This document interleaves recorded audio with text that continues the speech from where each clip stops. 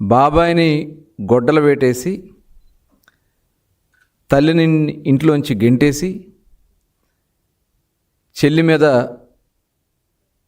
మరి ఆస్తి కోసం అడిగిందని చెప్పి చెల్లిని వెన్నుపోటు పొడిచి బాబాయ్ కూతురు మీద మరి బాబాయ్ హత్యకారకులైనటువంటి నిందితుల్ని కాపాడుతూ ఆ నెపం చెల్లి మీద వేయాలని చెప్పిస్తున్నటువంటి ఒక వెన్నుపోటుదారుడు జగన్మోహన్ రెడ్డి. ఇవాళ రాష్ట్రంలో గత 5 సంవత్సరాల అరాచక పాలన, ప్రజలకు చేసినటువంటి మోసం, జగన్ లాంటి వెన్నుపోటుదారుడు ఈ రాష్ట్రంలో ఉండడానికి పనికిరాడని చెప్పి 2024 ఎన్నికల్లో ప్రజలు కూటమి ప్రభుత్వాన్ని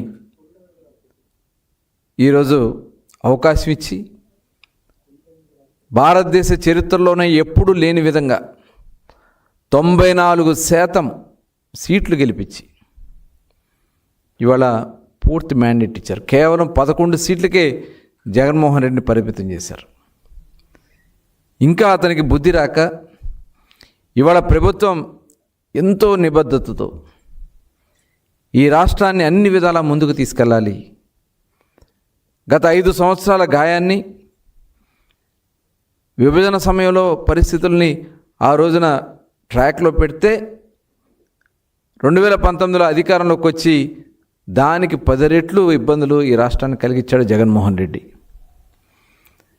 ఇవాళ గౌరవ ముఖ్యమంత్రి చంద్రబాబు నాయుడు గారు, ఉప ముఖ్యమంత్రి వర్యులు పవన్ కళ్యాణ్ గారు, యువ నాయకుడు నారా లోకేష్ గారు, ప్రభుత్వ యంత్రాంగం అందరి సహకారంతో ఇవాళ ఇచ్చిన ప్రతి హామీని కూడా నిలబెట్టుకునే విధంగా ఒక పక్క అభివృద్ధి, మరో పక్క సంక్షేమం, ఈ రాష్ట్రంలో ఉన్నటువంటి ప్రజలకి అందరికీ కూడా అందే విధంగా కార్యక్రమాలు చేసుకుంటూ ముందుకెళ్తా ఉన్నాం. మీరు చేసింది వెన్నుపోటు జగన్మోహన్ రెడ్డి గారు. ఆ రోజున అధికారంలోకి వచ్చేదానికోసం మీరు ఎన్ని హామీలు ఇచ్చారు? అధికారం చేపట్టిన తర్వాత అడ్డగోలుగా మరి బుల్డోజర్లతో ప్రజావేదిక కూల్చివేతతో స్టార్ట్ చేశారు మీ పరిపాలన. ప్రజలకు ఇచ్చినటువంటి హామీలన్నిటి కూడా గాలికి వదిలేశారు. మద్యపాన నిషేధం అన్నారు, సంపూర్ణ మద్యపాన నిషేధం చేస్తానని హామీ ఇచ్చారు.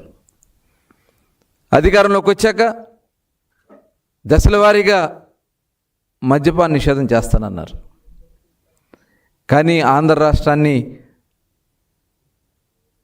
మద్యంలో కూడా గతంలో ఈ దేశంలోనే కాదు ఎక్కడా కూడా ఈ ప్రపంచంలో జరగనని దోపిడీ మద్యంలో చేశారు.